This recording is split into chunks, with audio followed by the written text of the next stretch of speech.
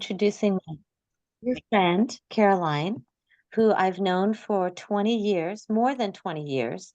Um, we started being art docents for the schools when our kids were little. And she is a horsewoman and fabulous artist and exceedingly humble. So she told me to keep this short. I will. And without further ado, I bring you my friend, Caroline Callender. Thanks, Lisa. I have to say that Lisa is one of those extraordinary people that you just don't run across people like her every day. So you guys are very lucky to have her as part of your group. She has brought more adventures through my path in life, and I'm very grateful to that.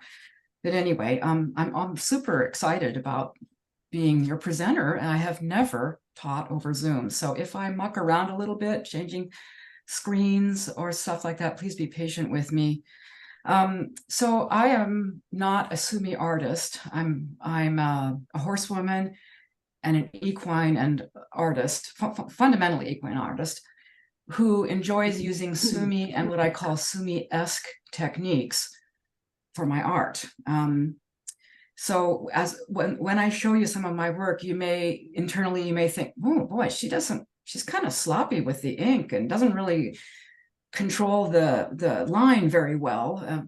It's obvious that I don't have very much formal training in Sumi. So you guys, I'm not going to be teaching you anything on how to control the brush or the ink, or because you probably know a great deal more about it than I do. My presentation is more about looking at animals, horses in movement, and thinking about how to capture that energy, the power, the strength, the lightness, and just the movement and energy in a two-dimensional form. And so I'm going to give you a PowerPoint presentation. There is no test. You don't have to learn about the way that horses move. However, you may find this rather interesting. Now let's see, I go into, how do I do this, Lisa? How do I get to, oh, here's my PowerPoint. Oh, here we go. Okay, can you all see that? Can you guys see that? You'll hold the PowerPoint up and then you press share screen, that green button down at the bottom, or the green, it says share screen down at the bottom. Okay, hang on one second. I need to get out of this. Let's stay in the PowerPoint. The PowerPoint needs to be up. Share screen. I thought I was on share screen. Okay, and then there's something that comes up that shows a whiteboard and your PowerPoint. You click on your PowerPoint. Okay, got it. Here we go. And then hit share. Okay, so this is why I said you have to be patient with me. Okay, now can you see that? Yep. Okay, let me make that full screen and let me stop. Okay, and then let me slideshow from the beginning. Okay, is that good? Yep. Yay, finally. Okay, so I entitled my presentation Finding the Energy. So, and it's about, okay, so what we have in ancient times, people have always admired the strength and beauty of horses. This is a picture from the cave paintings in Lascaux, France. And I still think they're one of the most beautiful portrayals of horses ever done. And these are pictures of from ancient Greece. And I wanted to point out that people didn't really quite understand exactly how horses move. Obviously, because they move very quickly when they're running, it's really hard to see with the human eye exactly how the horse moves, the legs. So they often painted them with both front legs forward and both back legs back. And horses will move that way at times when they're leaping over like a ditch or something like that. But when running, they do not move that way. But this is how people portrayed them for centuries. This painting here is about 140, 150 years old, and they're still portraying horses, both legs forward, both legs back. But there is a lot of energy in that, and it's a beautiful painting nonetheless. So how do horses actually move? It really wasn't known exactly how they moved until in 1872. There was a lot of talk about how do horses actually move, and do they have a moment of suspension when all 4 feet are off the ground? And so Leland Stanford, who was a wealthy man and could afford to spend the money on such a crazy ass project, hired a popular photographer of the day named Edward Muybridge. And Muybridge set up a system where he had 32 cameras triggered by a horse that ran down an alleyway with a white background.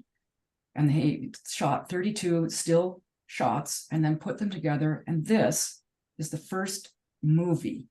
And from this came moving pictures. And you can see that the horse does have a moment of suspension in the air. So he apparently he had a bet and won the bet. So there's no test on this. You don't have to learn this or anything, but I put this up for your interest to show you that this is the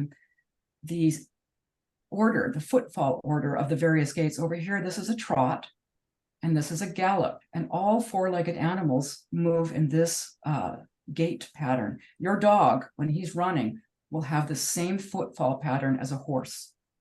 And same in a trot. My cat, when he trots down the street, has this same footfall pattern. And while it's not necessary to have it exactly understood, if you are going to portray horses in motion, you're going to have to be somewhat close to accuracy. If it's really off, people really will look at it and go, something's not quite right. So a little bit, I kind of keep these images, and sometimes I'll go back and I'll say, did I get that right, or do I have the wrong leg forward and it looks a little odd?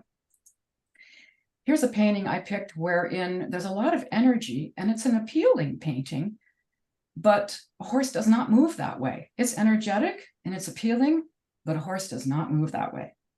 So which is more important, having energy or being accurate in the footfall and the movement? Well, of course, energy is more important. Portraying the energy and the feeling is way more important than the accuracy.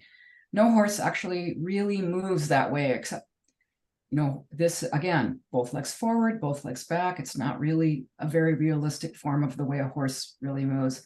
This one, I don't think you can even really tell where the legs are, but there's so much energy in it that it's still an appealing painting.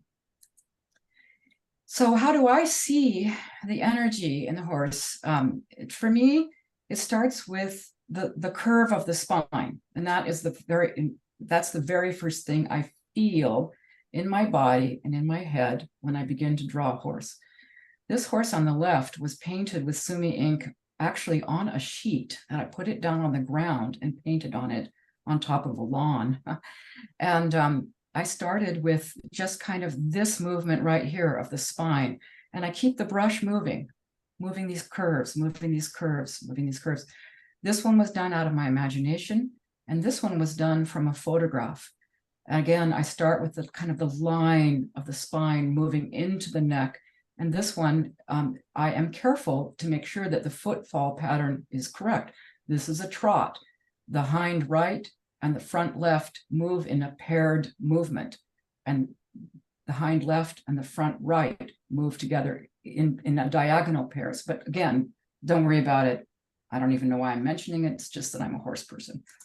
Okay, so it's all in circles, circles, circles, circles, circle of the jaw, circle of the neck, circle of the abdomen, the haunches, the circles of energy, of recycled energy in the movement of this horse is what I feel when I think about a horse moving. I feel the recycling, lifting of energy and motion. And when I am able to put that on the paper, people feel the way that a horse starts with the compression of the energy. The horse is compressing in its spine and its body. It's gathering energy, getting ready to extend. The horse pushes with, 1,000 pounds pushing down into the ground off of these feet, lifting the 1,000 pounds of body into the air and exploding with energy. So a lot of times I work from my imagination, and sometimes I work from inspiration from photographs. I'm a member of a horse forum, and there are lots of photographs that people don't mind if I utilize. I also go on the internet and shamelessly steal images from the internet. However, I do ask permission from the photographer if I plan to utilize the image for personal, for financial gain. This particular image, this little colt, his name was Hammer, which I was just charmed with that. And I loved this image, the way the colt was leaping, the shape of the tail, the shadow on the ground. I just it just struck something in me, and I decided I'm going to try to paint that, and I'm going to try to get that feeling. So here's my first attempt, and look at that. I mean, that looks like something a child would draw. Oh well, you know, so try again. And so here are 6 of the possible 10 times that I painted it. And as you know, in Sumi, it doesn't take long to make a painting, and people will often ask you, well, how long did it take you to make that? And I often say, oh, about 30 seconds and 10 years.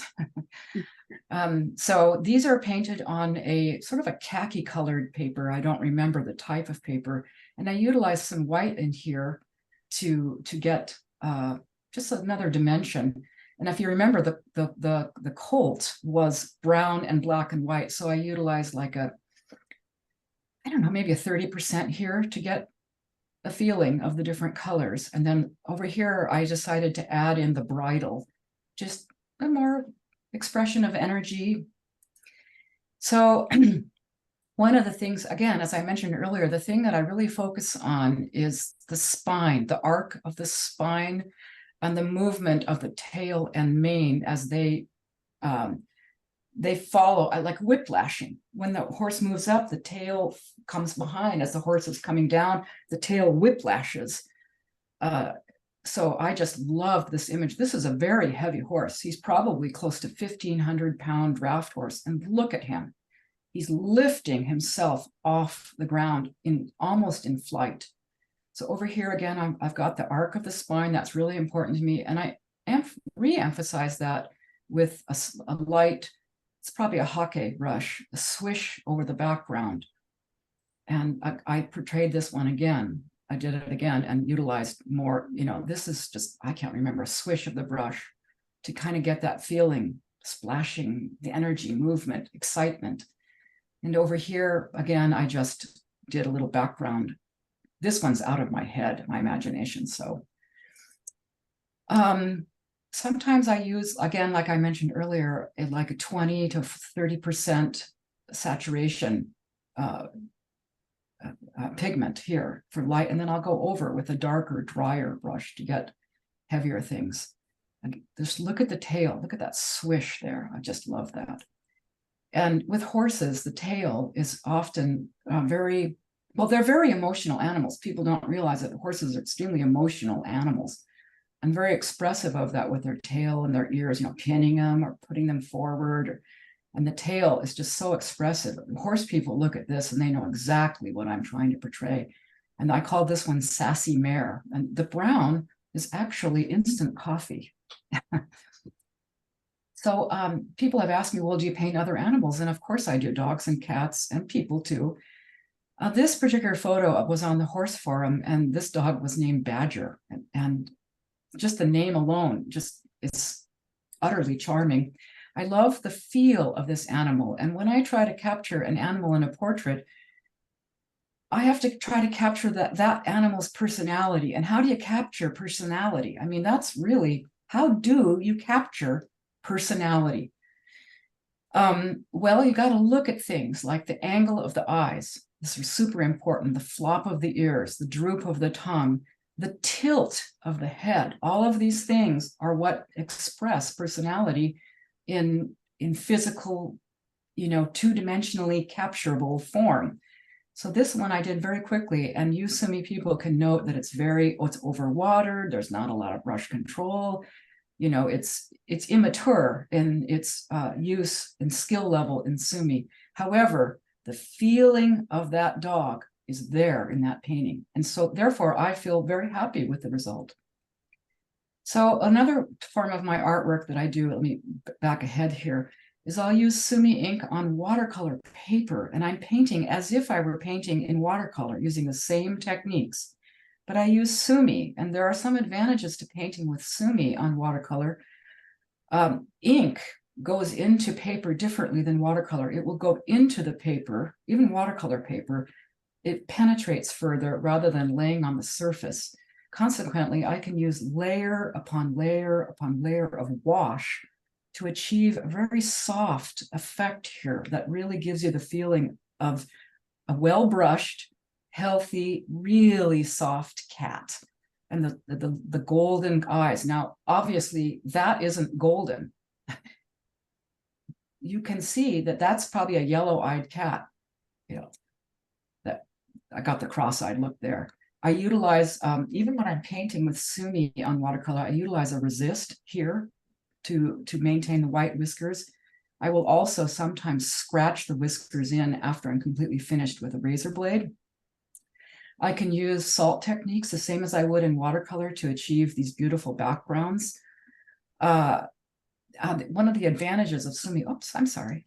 Oop, there we go, is that I can draw with pencil right on the watercolor paper, paint over it, and then still be able to erase the pencil lines. In watercolor, once you've painted over watercolor over a pencil line, it's really hard to erase the pencil line without damaging the watercolor itself. With Sumi ink, I can just erase all the pencil. I can really get in there and scrub, and the Sumi ink stays integral. It doesn't come damaged.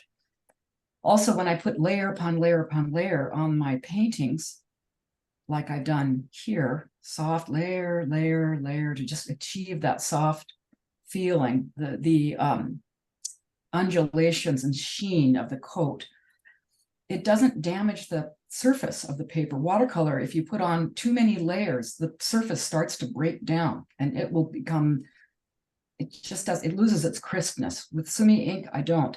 And another thing, that using a monochromatic medium like Sumi, it allows the viewer to decide what color is the animal I'm viewing. You can look at these, and if you didn't have the photograph, I think you'd still know that's probably a grayish cat. Go in the other room. Okay, someone's mic is on, but it's okay.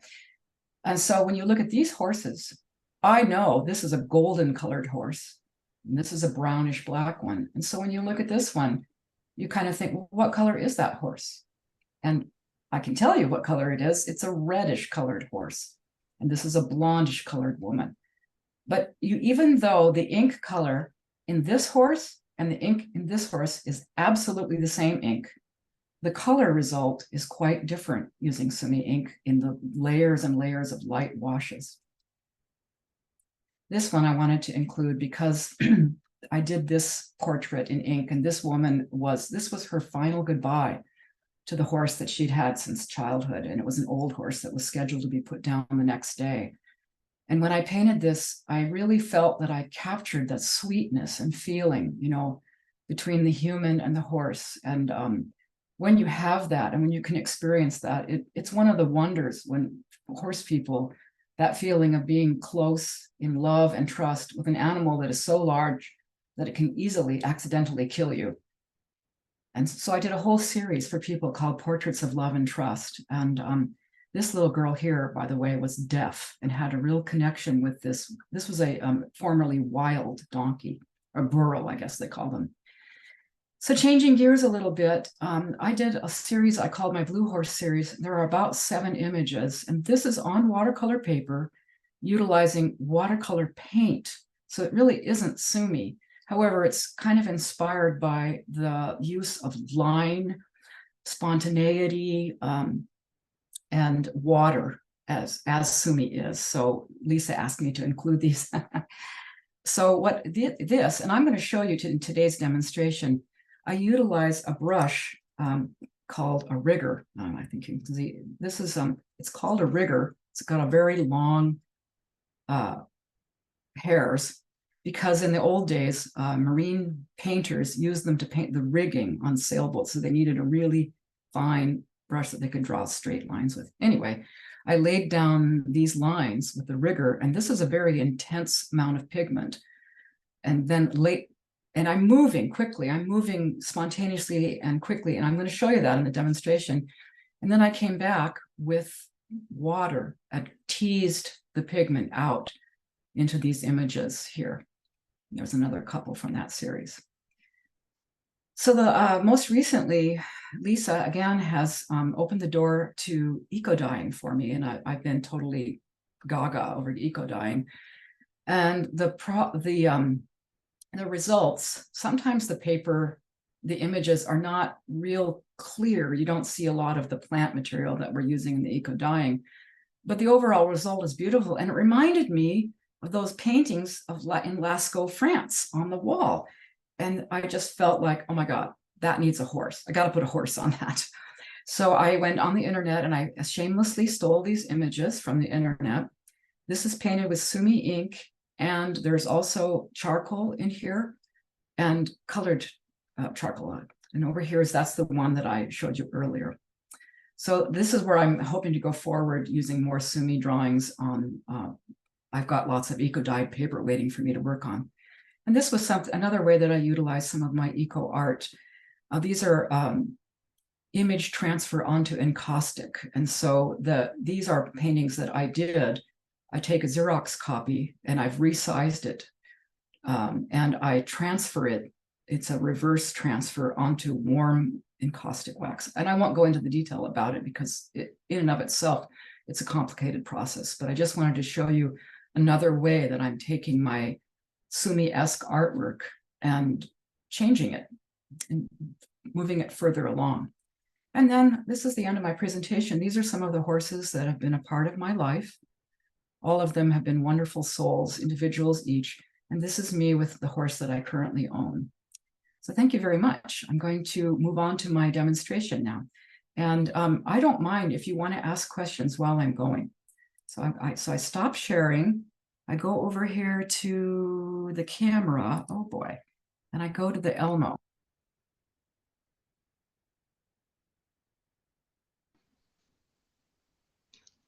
I have a question, Caroline.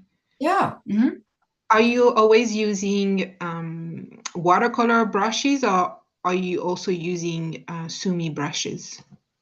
You know, I'm not very picky about it. I often don't think. I think that I paint more with watercolor brushes than I do with Sumi brushes. Okay. I'm sloppy. I'm spontaneous. The good word for it is free and spontaneous, but the bad word is sloppy. I love it. Okay. So what I wanted to start with first is, you know, in Sumi, a lot of you paint, you do works that are maybe not actually, oh, can you guys still see me? Or you can hear me, right? You can't see me though, right? Because the camera, the Elmo is on, but you can hear me, correct? That's Right. correct. Okay, all right, very good. Okay, so when you work in Sumi, you're trying to achieve the less is more, and it's a lifetime of work in order to show using the absolute minimum, the cleanest, most austere, spare, meaningful brush strokes to express what you're trying to put on paper. The less is more ideal. Well, I want you to think a little bit right now about the more is more. So when I'm working, first thing I'm doing is I'm getting my hand moving. And if I'm not actually moving my hand, in my head, I'm actually going around like this. I'm trying to feel, how is this horse moving? And seriously, I'm practically dizzy with my head going round and round. But I wanted to show you that if you wanted to draw horses and you got a book on how to draw horses, they would start you off by drawing 3 circles. I'm going to draw them in red so you can see them here better. So they would show you, okay, draw the abdomen. There's your abdomen. It's kind of an oblong. Then draw the haunches. They overlap the circles, and draw the shoulders. And the shoulders are more like an egg, triangular. Okay, there. That's fundamentally the body of the horse. The neck comes off the body. The head comprises a big circle of the jaw, a small circle of the muzzle, and they're connected. Okay, that's, this very, very, very simple. And a person might start that way, but that's good. I mean, it does give you that circular motion feeling. But what I do is I keep my hand going. I've got that circle, and then my hand is moving. I feel back and forth. More is more. I never erase. I just get my hand moving. There's that tail. I want that energy. My hand is just moving. Now, there's a lot of curves, and I mentioned in my presentation, curves and circles, okay? But do keep in mind that the legs are bony. And if you draw the legs all curved, it's going to be wonky. So there are places in the drawing that are going to be straight or nearly straight lines. But my hand is moving and moving. Let me try another one from scratch for you here. Here's that 3 circles ideal: the abdomen, the haunch, the shoulder. That's the start. But let me just say, I'm going to think of a horse. I'm going to make my horse go in the other direction. I have a bad habit of going left to right all the time. So I'm going to start my circles this way. Here's my abdomen, and here's my shoulder, and here's the haunches, something like that. And this horse's head's going to be down and around. And there's that jaw and this muzzle, the shoulder. I just keep going. I'm just, more is more. There's the tail, it's up and flowing out. This horse is, one leg's up, straight line, a little bit of a straight line. And really kicking out there. I'm leaping forward here, behind the head. And this is by the way, this is just a charcoal pencil. So I'm only trying to show you that the way that I keep my hand moving, moving, moving. I'd never erase. I'm just moving with energy into the more is more, more is more. And I never erase. So that's one way. You can see here in this painting here, it's just, you know, look at all the lines. I don't erase. I just keep going and add. More is more. Okay. So then the next concept that I have when I'm drawing horses is what I call the spinal flow. And I can take any line, I can draw a line, any curved line. And this is a Sumi brush here, by the way. This is watercolor paper. I'm just, yeah. And then I can say, okay, that's a horse's back. Oh yeah, here's the haunches. Okay, let me get in there. Got to get my energy going. There's the haunch. Can you scoot your paper up just slightly? Oh, I beg your pardon. Yeah, Okay, yeah, yeah. thank Sorry. you. Sorry. Thank you. And there's the haunches. I'm getting that same energy going that I was telling you before. The more is more. This brush is too wet. Excuse me. This is watercolor paper, so I'm not getting the rapid absorption that you would. I'm going to just draw this horse standing, and his back leg is cocked a little bit. One leg is cocked. And then the wind is blowing. There's that wind blowing the tail out. Now I know if you don't know horses, it's not going to. I can see them in my mind. I practically dream them, you know. But my point being, let me go back to a different kind of brush here. Let me try that rigor for you that I mentioned earlier. My point being, here's a line that I drew. Here's one. I drew this. No, I'm going to give myself a brand new one. Oh, blah, blah, blah, blah, blah. Okay, there's my line. I feel that the head might be going this way, and there's that shoulder. And this is a rigor brush I'm using. I think I like a little bit more that way. And maybe the tail is going that way. Let's get a little bit of water there. Oh, too much. I told you I don't have a great deal of control over. I don't have as much control over brushes as you guys do. And so I often use the rigor. I lay it down flat like this and move it sideways and almost flick it. Oh, this is not a very pretty horse. This would be one that I would throw away. I don't like this one at all. I would throw that away. And how many, I don't know how many on average paintings do you throw away before you keep one? I would venture to guess it's quite a few. So anyway, so as you can see, I can take any line that I've drawn, and I can see, how do I fit a horse in that? That's the neck, there's the shoulder, the haunch, the abdomen.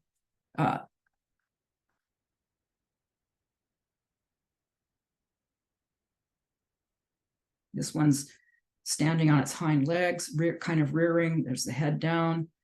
The rigor really, I'm lay it flat on this line, sideways.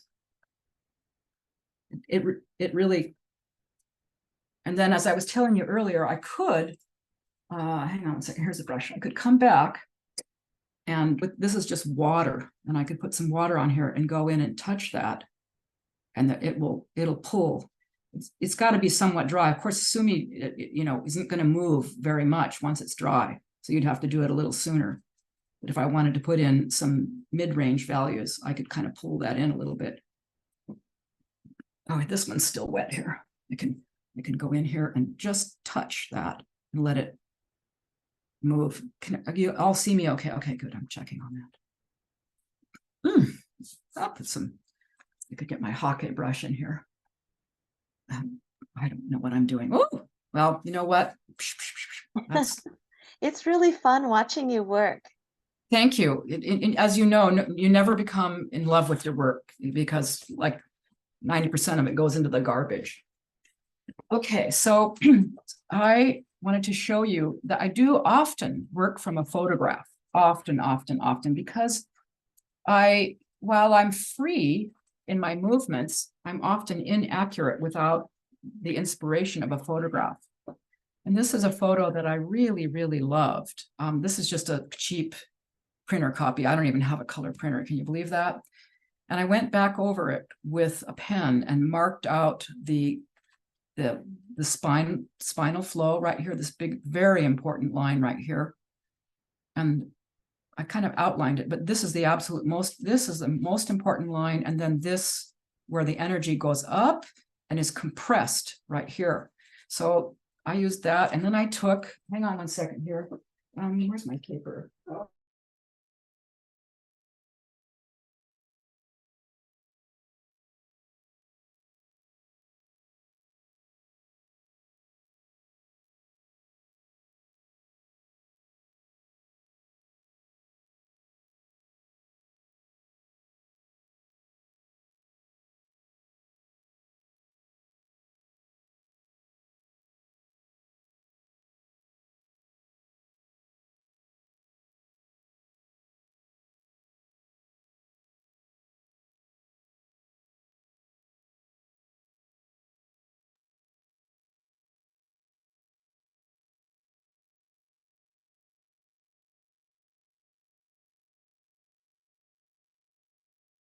Uh-oh. Did we lose her, Lisa? Caroline, let me check participants. Oh, it looks like I don't see her in the list of participants. Yeah, I think we lost her. I think the Okay. bandwidth. Give her, I everybody want to give her a call. Okay, and everybody who has your video on, if you could turn your video off and make sure you're muted, sometimes that helps her bandwidth if she's running a little low. I just had that happen to me, and I went out of the meeting and came back in with your link, and it worked. Okay. Yeah. So maybe if Lisa's talking with her, she could tell her to try that. Push escape to get out of the meeting, and then go back and enter again with the link.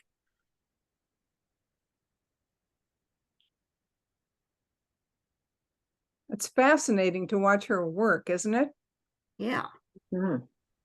That horse that she's showing right now has a tree behind it that could be use the same technique on that tree, which has small growth buds coming out of it, and you can actually see the energy coming up from the ground and into those potential new limbs. And the things that she is showing us are all applicable to ways of working with Sumi and nature, not just animals, but other parts of our earth. Mm-hmm. It's that achieving that chi. Correct. Energy. Yeah. I just Okay. was able to leave a message, so I don't know what happened. And I'm going to text her too and try that. Okay.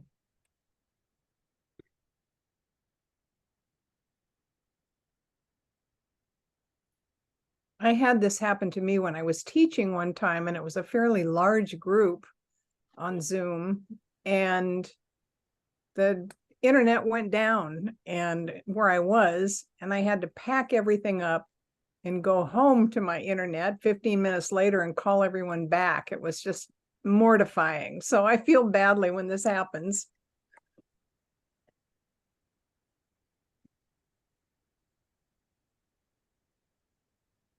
Well, that escape and re-enter works really well. Maybe Sally, you can pause the recording until we get her. Okay. Thank you. I will do that. Okay, everybody, we had a slight glitch. We lost our connection and we had to come back to it, but I do apologize for that. Okay, so I was mentioning that I love this photograph, and I just took a cheap print copy from my black and white printer at home. And so one of the things, and you guys could do this too, by the way, since you could just take a picture of a horse that you like, and you can practice literally by overlaying it. You know, I can even just work with one of my favorite tools of all time, the number 2 pencil. And I can just sit here and because I can see through this paper, which I can't remember if I mentioned it. This is the best paper that money can buy from Daiso. Very cheap Sumi paper. I think it's really made for calligraphy practice. But one of the things I'm looking at is that line of the spine. And so I really want to get that. That's really right there, that. Oh, let me get a little more ink here. Sorry, guys.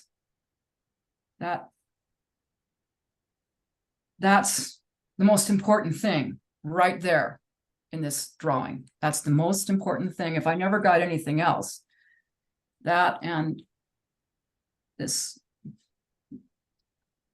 the head coming down. I've got too much pigment. So now I'm going to go back into my more is more feeling, and I'm going to get that just kind of utilizing this drawing, the under for inspiration. I'm going to go in there.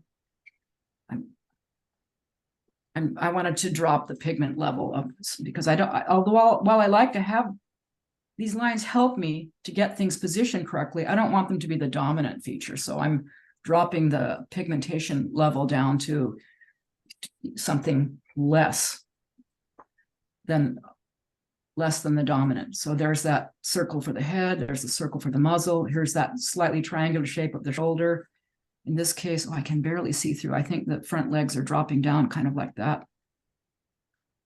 And then I can't remember, I can't even see through. Oh yeah, there we go. Now that the tail is moving something like that.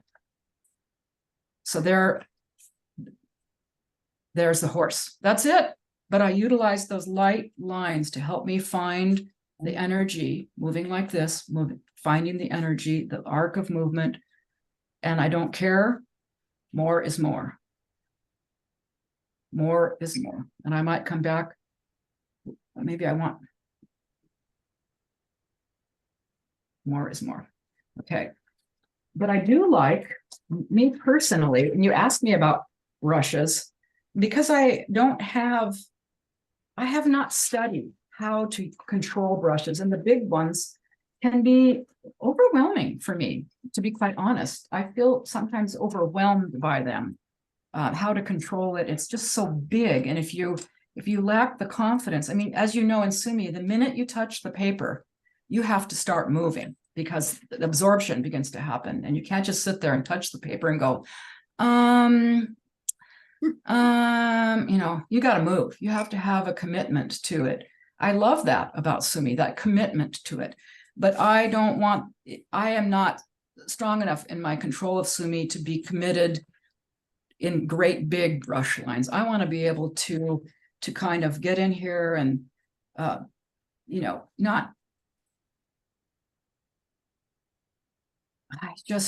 I want to be able to draw and redraw and be okay with that and not have to have that one line be perfect, because I get, how shall I say, I get kind of stymied or baffled by this pressure to have that, oh my God, that one line has got to be perfect or else it's ruined. It's no good. Well, I'm just going to I don't care. I'm gonna, no, that's kind of screwy. I don't care. Now I'm utilizing the underdrawing and I'm not exactly following it, but I'm utilizing it for a little bit of help. But I get stymied by this feeling that one line's got to be absolutely perfect. I'm going to keep, I don't care. There's a few extra lines, big deal. One thing that does help though is to get the eye just right. And then I might, the back, some lines in here. I'm kind of overdoing it here for the benefit of you all, but more is more, more is more. I'll take that. I'll take that. I'll take, there's one. There's one. Let's see, what else have I produced? Here's one where I didn't overlay. I just looked at the picture and drew, and see all those lines that I did just to get the flow going. Here I drew the spine, then I corrected it just to get the flow going. Here's another one, just drawn from I looked at the photo and I drew. Here's one. This one is from imagination. And one thing about drawing from imagination is you have nothing to compare it to, so there's no wrong, per se. Here are some more examples of that horse where I'm just futzing around, trying to get it to feel just right, to feel light, but loaded. Here's one where I just said, you know what? I'm just going to draw one of those spine lines and see what comes of it. Here's another one. This is overlaying the drawing, and that's actually pencil. I drew with pencil underneath and came back with Sumi. Here's another one where I tried to be a little bit more austere and not so much. And I do like the feeling on the face over here where I did hold back a little bit, and when you get it right with just a little bit, it is nice. I mean, it really is. I just don't always have that confidence and skill to just enough to get and know more. So sometimes more comes out nicely too. So here's one out of my imagination. The foot falls a little funky on this one.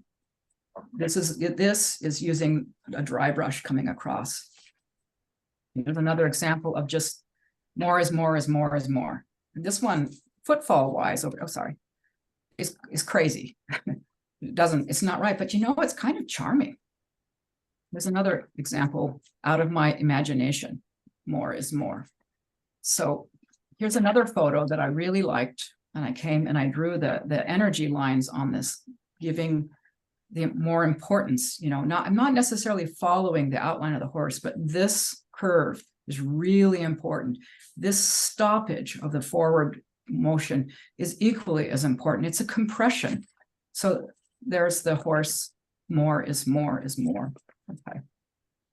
So I'm going to pause for just a minute if we have time, and I'm going to switch gears into watercolor. And I'm going to grab a little bit of watercolor paper here.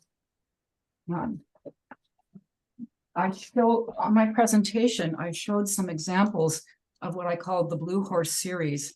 And these were the ones that were done with the rigger brush using watercolor pigment on watercolor paper. And here's an example of one that I did not use in the series that I had commercially reproduced into cards. These are the cards. Here's an example, excuse me, of the cards that I had commercially reproduced. I forget the sizing on them, but these are examples of the cards that I've had reproduced. So these were all done with phthalo blue, and I just am crazy about phthalo blue. This one was with cobalt blue, and I didn't like it, but this is the actual original right here. So, and this is an original too. And you can see. There's a Yes, question in the chat from Emily that asked, did you use Western or Asian watercolors? Oh, Western. Yes, these are Daniel Smith watercolors. They're from the tube, and they're they have a high level of opacity. So I suppose you could use Asian ones. I'm not sure if it would make any difference. That's kind of an interesting question and might be worth trying. I personally don't have any Asian watercolors. I don't think I do. I'd have to look through all my junk to see if I did.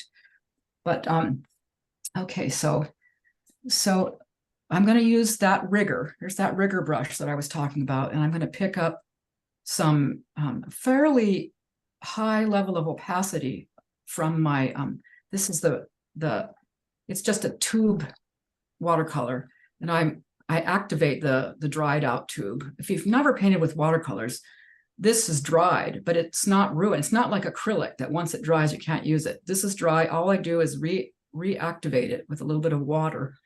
So that's very thick pigment. I mean, that is really heavy pigment.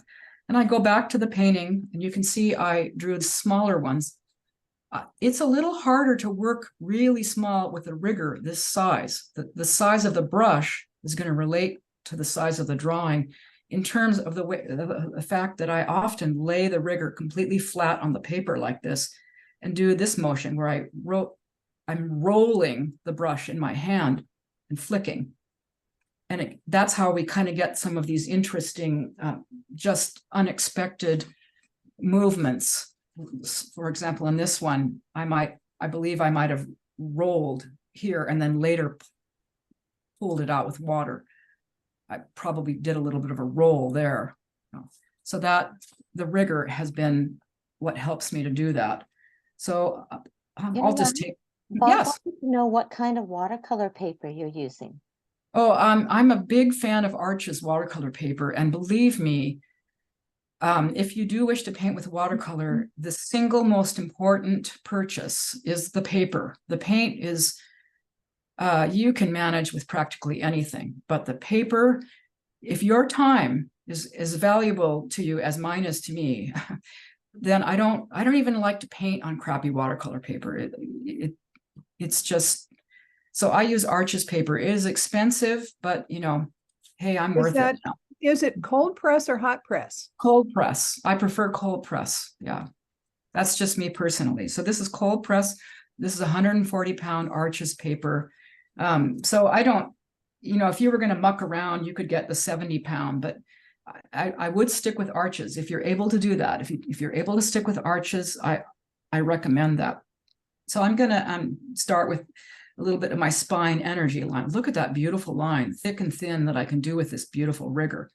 I think I feel like this horse is let me get there, is extending more. So I tend to draw the horses more in extension than in compression. So I'll have this horse with its head way out here, and there's that shoulder kind of trying, you know, and then the ab. I'm going to put a little bit thicker line there. Going to come back. The tail. I'm going to have the tail. I don't know there. Oh, I like that line. I like that. I like it. And there's the haunch. And I'm going to get a straight line here because in there. Okay. I like that. Did you see how I flicked the brush to get that thickening? And let's see here. How do I want the front leg? I'll put this out here.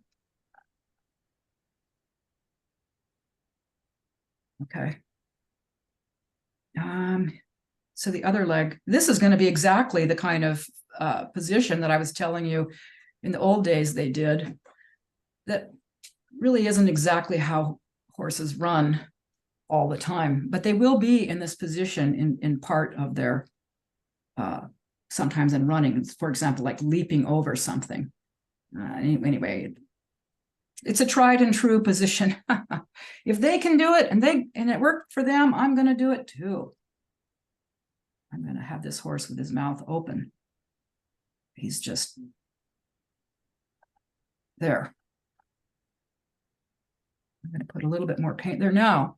Now I'm going to come back, and I prefer a watercolor brush. And I'm just going to come back in, and I feel like I want to bring some of this paint. Oh, it's really into the belly. And I can put the water here first, and then reach in and touch and let it wick in or tease it out a little bit. I can actually just go right over those lines. There, I kind of like that. As you all know, the decision that we make is when to stop. That's always the case, is when do I stop? You guys can, so I'm just touching the edge and letting it wick in, and there's,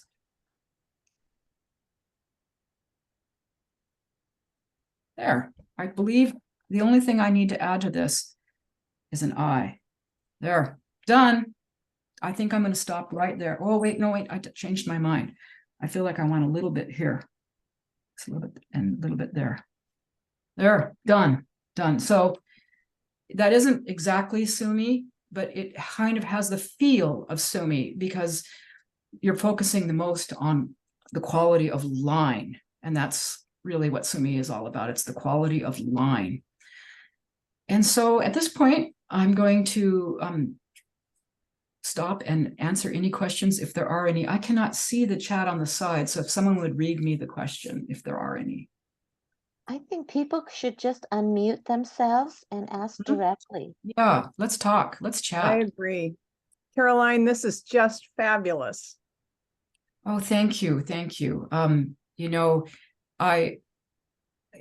people get overwhelmed when they think to try to draw a horse, you know, drawing something that, you know, that's moving, that's big like that. But, you know, what I'm saying is just keep the line moving. Don't worry about it being perfect. Just get your arm, you know, literally from the shoulder.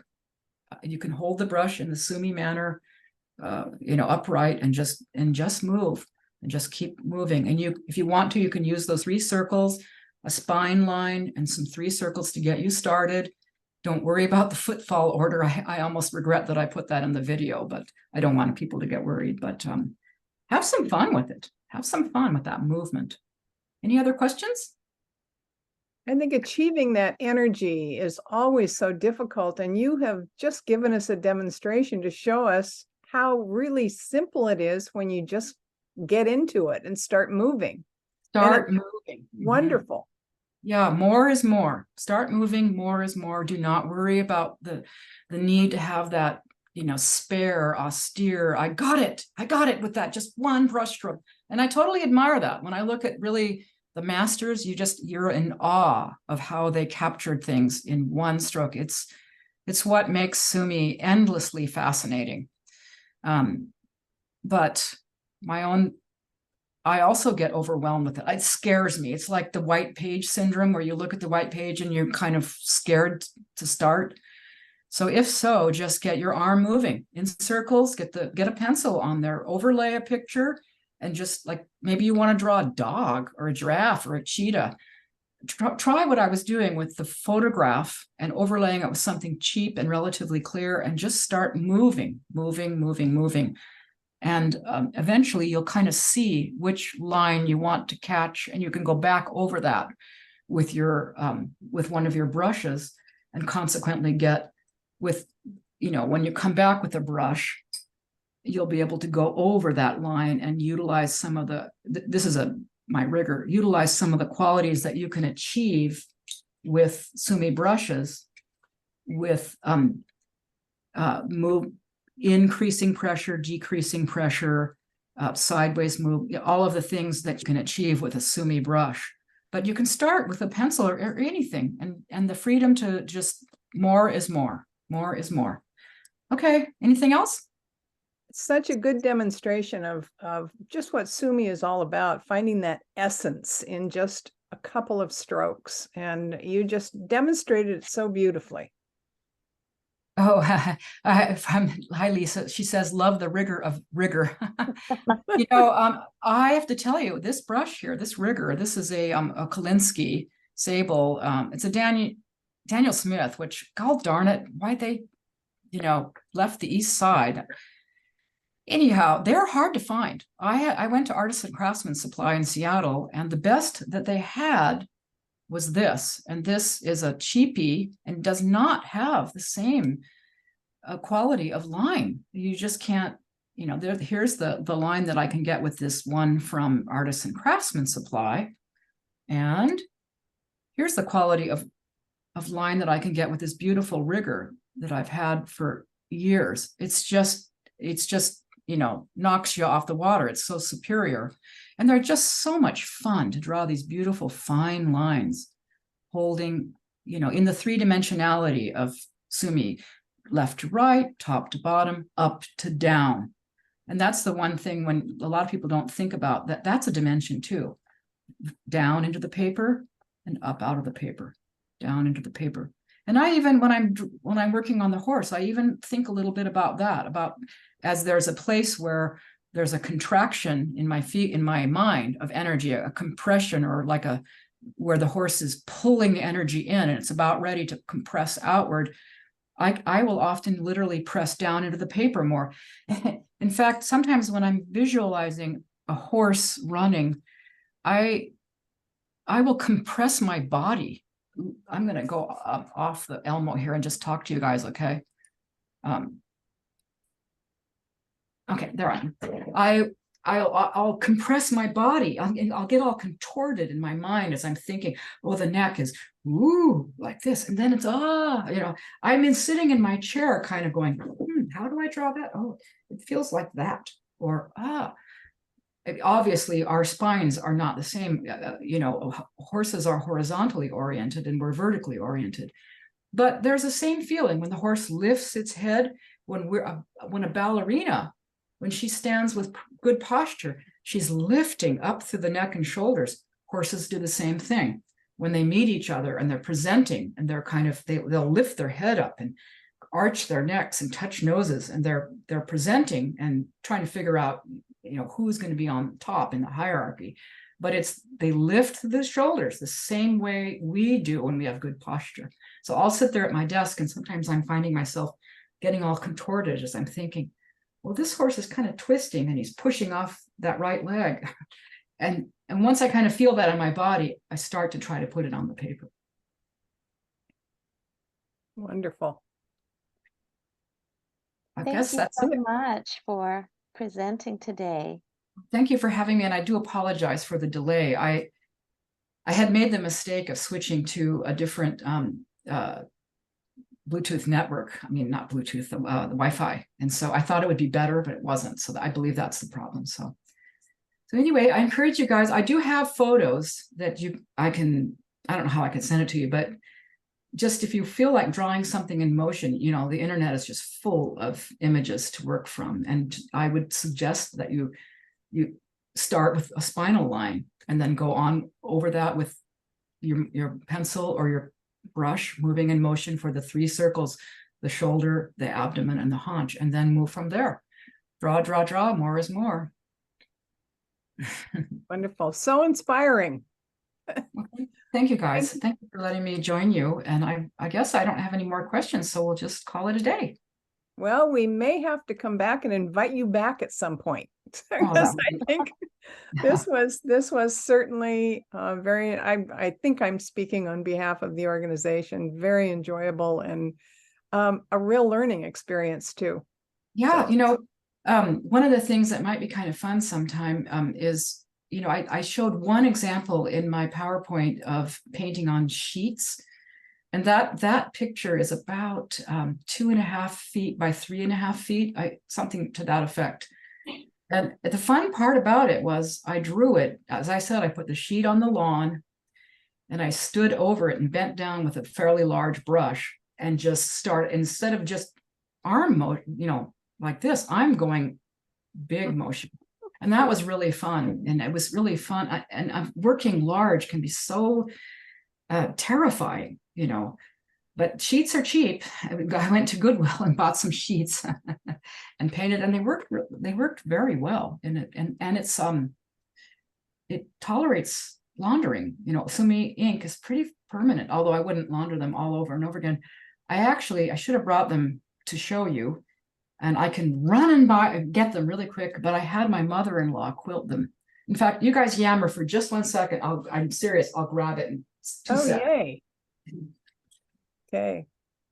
And I should say, Well, the paintings you see behind, she also had done these in oils. So she works in many media. Okay, see, I told you it was fast. For example, let's see here. this is one that I, on the same day that I painted on the sheet, and my Wow. Oh, mother-in-law, wow. who was a fantastic quilter, did that for me. And then I came back and hand stitched it and put some bling on it. Dee dum. Here's another one that she did for me. Oh, wonderful. Isn't that fabulous? This She is was, Beautiful. is that on cotton, Caroline? it's on On sheets, the yeah. sheets. Yeah, now for this big one, I actually have to step back from the camera because it's big. I think this is the one. Oh, so here we go. This is the one I actually had the photograph of, and as you can see, it's big. Beautiful. Wow. That's Big. amazing. Wow. And there's one more. I did. Oh, this one is this is my fave, actually. Okay, hang on. Oh, this is the one I had in the presentation. Oh, Oh, so cool. Yeah, so I'm not that kind of a quilter, but a person could utilize Sumi on fabric and have, I don't know, what avenues are open to that? Quite a few, I would guess. Mhm. that's the Okay. problem. The world is big out there, and to an artist who sees things creatively, you think, oh no, not another thing I need to pursue. Oh yeah, not another hobby, you know. Right. Anyway, Well, thank you for sharing those. That also gives us some great ideas, I think. all right. Actually, horse painting is my next project that I have Really? in my back burner. And I probably will start next month on after I come back from Mhm. Korea. Oh, And I've been wanting to paint horses so much. Wild horses, the herd of horses. There are a few I did, but it's kind of small. But Oh, I love to expand with the larger scale. yeah. I love that flow of energy and movement. Fantastic. Thank Thank you you very so much. very much. I learned so much. Thank you. great. Okay. And Lisa, thank you for introducing us to Caroline. Oh, it's my pleasure. Great to have you with us, Caroline. Okay. You all have a really good day. We'll Thank stop you. the You too. recording. Bye-bye. Thank you. Thank you. Thank you so much. Caroline. Bye bye. Bye, everybody. Thanks. Bye.